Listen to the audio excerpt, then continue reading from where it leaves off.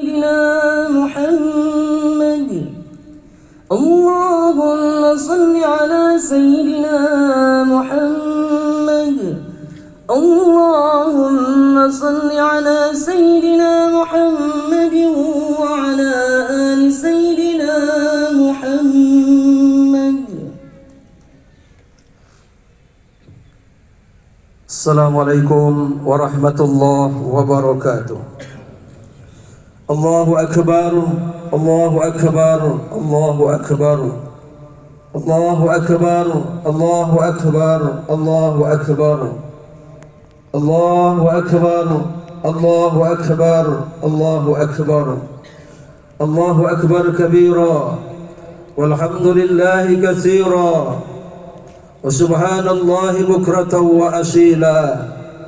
لا إله إلا الله وحده صدق وعده ونشر عبده وأعز جنده وهزم الأحزاب وحده. لا إله إلا الله والله أكبر. الله أكبر ولله الحمد. الحمد لله Alhamdulillah nahmaduhu wa nasta'inuhu wa nastaghfiruh wa na'udzu billahi min shururi anfusina wa min sayyiati a'malina. May yahdihillahu fala mudilla lahu wa may yudlil fala hadiya lahu. Asyhadu an la ilaha illallah wahdahu la syarika lahu wa asyhadu anna Muhammadan abduhu wa rasuluh la nabiyya ba'dah. Allahumma shalli wa sallim wa barik ala sayyidina Muhammadin وعلى آله وأصحابه أجمعين. فيا عباد الله أوصيكم ونفسي بتقوى الله فقد فاز المتقون. الله أكبر، الله أكبر، الله أكبر ولله الحمد. Hadirin kaum muslimin jamaah salat Idul Adha di dataran Ungku Putri Batam yang berbahagia. Alhamdulillah, puji syukur kehadirat Allah Subhanahu wa taala, Zat yang Maha Kuasa, yang mana pada pagi yang berbahagia ini Allah Subhanahu wa taala telah menggerakkan hati kita. Allah Subhanahu wa taala telah meringankan langkah-langkah kita. Allah Subhanahu wa taala telah memberikan kesehatan kepada kita, dan alhamdulillah Allah Subhanahu wa taala telah memperpanjang usia kita. Mudah-mudahan sisa-sisa kehidupan yang Allah berikan kepada kita bisa kita manfaatkan dengan sebaik-baiknya. Kenapa khatib mengatakan sisa? Karena umur yang telah kita pakai jauh lebih banyak ketimbang yang akan kita jalani. Mudah-mudahan sisa-sisa kehidupan yang Allah berikan kepada kita bisa kita manfaatkan dengan sebaik-baiknya, melaksanakan yang Allah perintah dan menjauhi yang Allah larang. Salawat dan salam tidak lupa kita sampaikan kepada junjungan alam, Habibana wa Nabiyana wa Sayyidana Muhammadan abduhu wa rasuluh, Abdulul makhlukat, Imamul anbiya, Khatamin nabiyyin, Sayyidil mursalin, Muhammad sallallahu alaihi wa alihi wasallam, yang mana berkah daripada perjuangan beliau, untayan air mata, cucuran keringat, bahkan genangan darah dan pengorbanan nyawa para sahabat ketika itu, sehingga kita umat Islam hari ini merasakan nikmatnya hidup dalam agama Islam. Ini salah satu jasa dan perjuangan dari baginda Nabi dan para sahabat ketika itu. Allahumma salli ala Sayyidina Muhammad wa ala ali Sayyidina Muhammad. Allahu akbar, Allahu akbar, Allahu akbar walillahil hamd.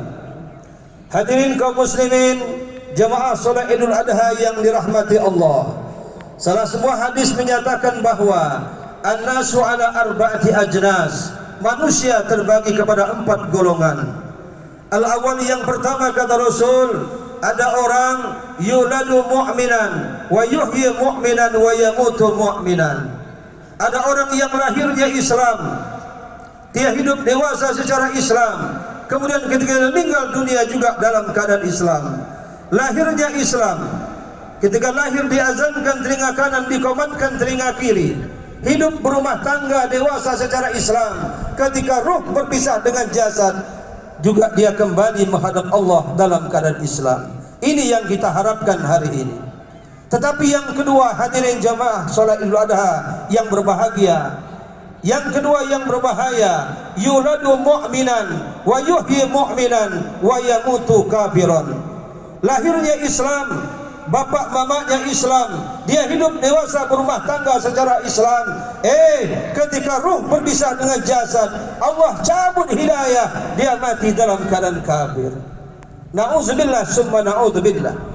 Dan yang ketiga kata Nabi adalah yuladu kafiran wa yuhyi kafiran wa yamutu kafiran.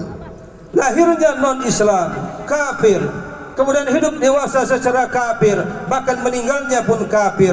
Tapi yang paling hebat kata Rasul adalah yang keempat, yuladu kafiran wa yuhyi kafiran wa yamutu mu'minan. Lahirnya kafir, hidup berumah tangga berpuluh-puluh tahun dalam kekafiran.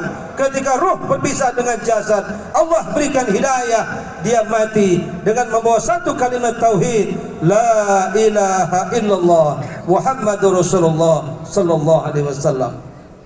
Hadirin jamaah salat Idul Adha yang dirahmati Allah Subhanahu wa taala. Di dalam Al-Qur'an surah At-Taubah ayat 36, Allah Subhanahu wa taala berfirman, Bismillahirrahmanirrahim. Inna iddatash shuhuri 'indallahi 12 syahra fi kitabillah yauma khalaqas samawati wal ardh minha arba'atun hurum. Dzalika ad-dinul qayyim fala tazlimu fihinna anfusakum wa qatilul musyrikina kaffah kama yuqatilunakum kaffah wa'lamu annallaha ma'al muttaqin. Sadaqallahul azim. Yang artinya kata Allah, inna iddatash shuhuri indallahi 12 syahra fi kitabillah. Sesungguhnya hitungan bulan di sisi Allah dalam setahun ada 12 bulan. Minha arba'atun hurum. Dari 12 bulan itu ada 4 bulan yang Allah muliakan. Yang pertama adalah Syahrul Muharram, bulan Muharram. Yang kedua Syahrul Rajab, bulan Rajab. Yang ketiga Syahrul Zulqa'dah, bulan Zulqa'dah. Dan yang keempat adalah Syahrul Zulhijjah, bulan Zulhijjah sekarang ini. Allahu Akbar, Allahu Akbar, Allahu Akbar, walillahil hamd. Hadirin kaum muslimin jamaah salat Idul Adha yang dirahmati Allah. Kenapa 4 bulan ini Allah muliakan? Yang pertama bulan Muharram. Kenapa Muharram Allah muliakan? Karena Muharram adalah bulan penciptaan. Allah menciptakan gunung, air laut, tumbuh-tumbuhan, binatang, surga di bulan Muharram. Allah menciptakan manusia, binatang, malaikat, masih wallah. Apa-apa yang ada selain Allah, Allah ciptakan di bulan Muharram. Maka Muharram bulan yang Allah muliakan. Yang kedua adalah Syahrul Rajab, bulan Rajab. Kenapa Rajab Allah muliakan? Karena pada bulan Rajab ada peristiwa Isra dan Mi'raj. Dan yang ketiga adalah Syahrul Zulqa'dah, bulan Zulqa'dah. Kenapa Allah muliakan? Karena ada proses pemberangkatan jamaah haji menjelang bulan Zulhijjah.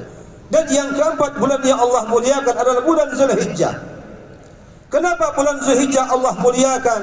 Karena di bulan Zulhijjah ini ada 3 peristiwa besar. Yang pertama salat Idul Adha. Yang kedua pelaksanaan wukuf di padang Arafah dan pemberangkatan jamaah haji. Dan yang ketiga penyembelihan hewan korban. Hadirin jamaah salat Idul Adha yang dirahmati Allah Subhanahu wa taala. Kalau kita melihat asal muasal terdirinya ibadah haji, dulu Allah menciptakan Nabi Adam alaihissalam. Jadi asal-asal pertama haji dimulai zaman Nabi Adam alaihissalam.